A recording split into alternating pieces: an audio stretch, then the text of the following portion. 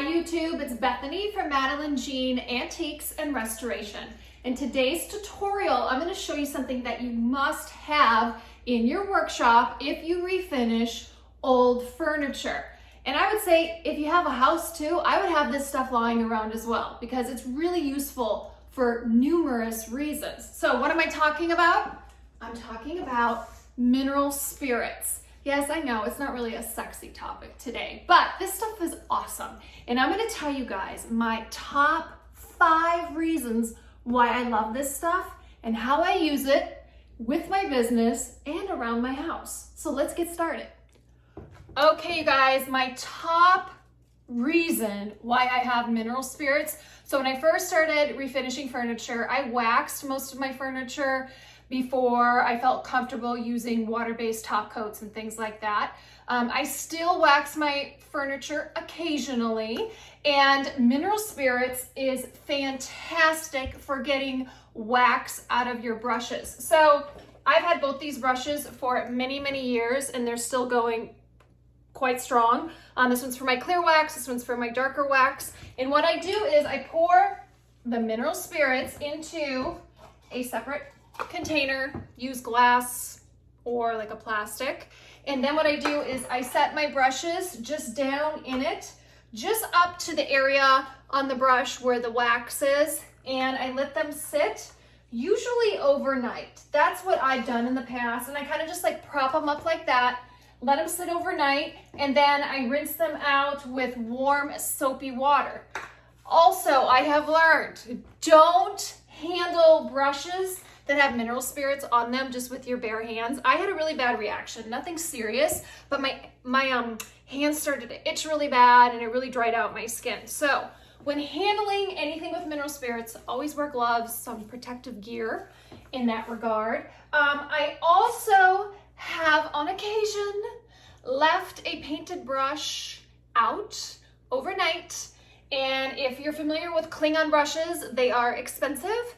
And I have saved many of my Klingon brushes that have had dried paint. This is latex paint. Dried latex paint on them. Again, I just take the brush that has the dried paint, let it sit in a shallow container just up to where the dried paint was on the bristles. Sometimes I've had to let them sit for about 2 days. And then the paint starts to loosen on the brush. And then I take a soft, it's kind of like a bristle brush to the paintbrush and just kind of like comb out that dried paint. It's worked every time. It takes a little patience to get it out, but I've gotten my dried brushes clean with mineral spirits. I also do a lot of detail work, and sometimes with stain or oil-based top coats. I use these really, really fine detail brushes, and they will get stain on them. They will get oil-based poly on them.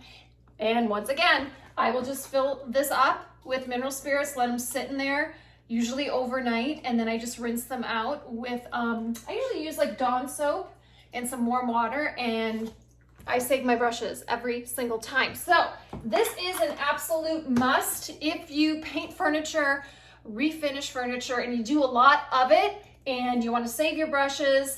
Definitely use mineral spirits to clean them. Guys, my number 2 reason why I love mineral spirits. I get scuff marks on my staging floor quite often from the boots that I wear, and also sometimes I get marks from like dragging furniture across this flooring.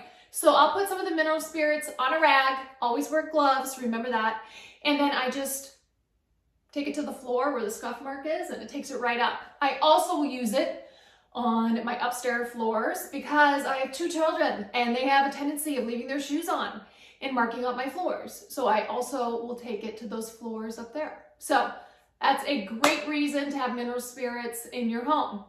Let's go on to number 3.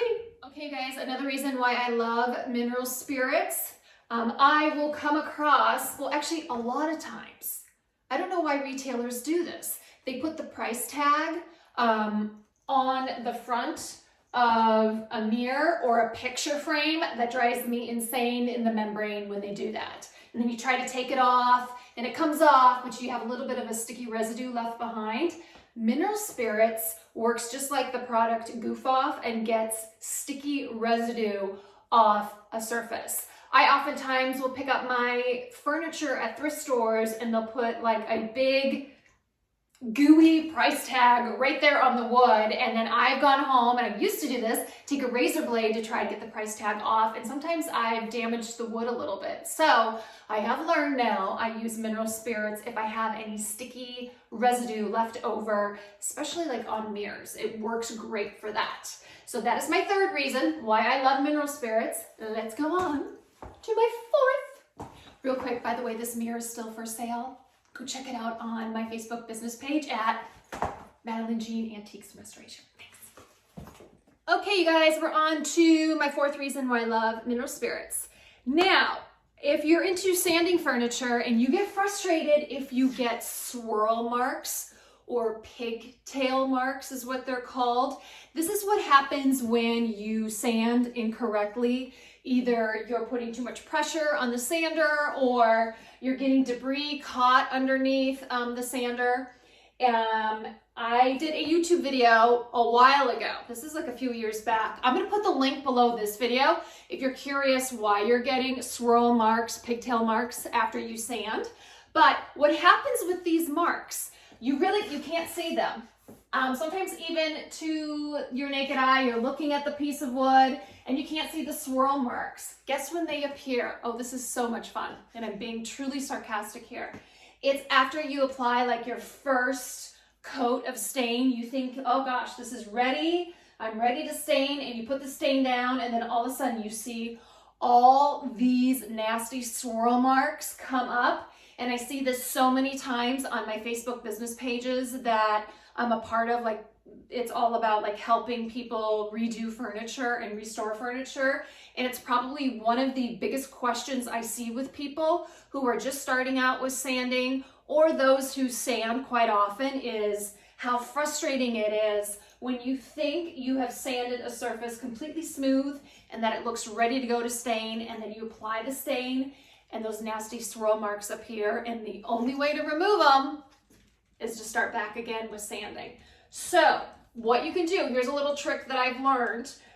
You can use mineral spirits. Yes, mineral spirits. So after you're done sanding, this is before the wood conditioner, apply the mineral spirits and you will see some of the swirl marks pop up. If you do, go back to your piece, sand it to remove them, and then you can do it again. It's not gonna hurt the wood. It's not gonna affect your stain. It's just a great tip to help you reduce the anxiety within yourself and just to make sure you are absolutely ready to stain. So that's another reason why I absolutely love mineral spirits. Let's go on to my fifth and final reason why I love mineral spirits. I'll show you guys what's in my little storage closets here in my workshop. A lot of people will use mineral spirits to thin paint, and it's usually oil-based paint. I don't paint a lot with oil-based paint, so I really don't use mineral spirits to thin paint. That's why I'm showing you. Most of my stuff is latex, water-based that I paint furniture with. But if I needed to thin paint, oil-based paint, mineral spirits is fantastic to do that with. You guys, that concludes this video all about mineral spirits. I gave you my top 5 reasons why I love this product and how I use it in my home and around my workshop. Again, the brand is called Jasco Green. I got it at Lowe's. I'm sure Home Depot has some, same with Amazon. And the label looks like that. And it says it's odorless, and it truly is odorless. That's why I like it so much. I would advise wearing gloves when using this product. Like I said, I had a little bit of reaction the one time that I did not do it. And that's how I learned. Again, my name is Bethany. I run a very small business called Madeline Jean Antiques and Restoration. And I'm completely self-taught, so I'm constantly learning within this craft, and things that I have, I'm not gonna say mastered, but things that I have learned and that I have I guess, gotten semi-good at. I share those tips and tricks within this craft with you. And so I'm trying to help people because I found along the way with being self-taught, I was like, oh my gosh, this would be helpful if I knew this. So that's the purpose of my YouTube channel, is to help other people who are either just kind of like dabbling in, a hobby, or if they have a business as well. I just want to help people learn more about this craft. And I'm also starting to dabble in a little bit of do-it-yourself videos around my home. I'm a first-time homeowner. I just bought my first house back in September, so I'm starting to do a tutorial here and there with projects around my house. So if you look through some of my videos, you might be like, what is her channel about? That's what my channel is about. So if you're new here, thank you. Thank you for watching. If you found this video helpful, please give it a like. If you'd like to subscribe, there is a button in the lower right-hand corner. You can click on that and then you'll be alerted every time I upload a new video. I'm also on social media. Who isn't, right? You can find me on Instagram, and that's here, bethany.yusuf. And then you can also find my business page on Facebook, and that's right here, and that's Madeline Jean Antiques and Restoration. I named my business after my daughter. Again, I'm Bethany. And thank you so much for watching. I truly appreciate it, and I will see you guys soon. Thanks.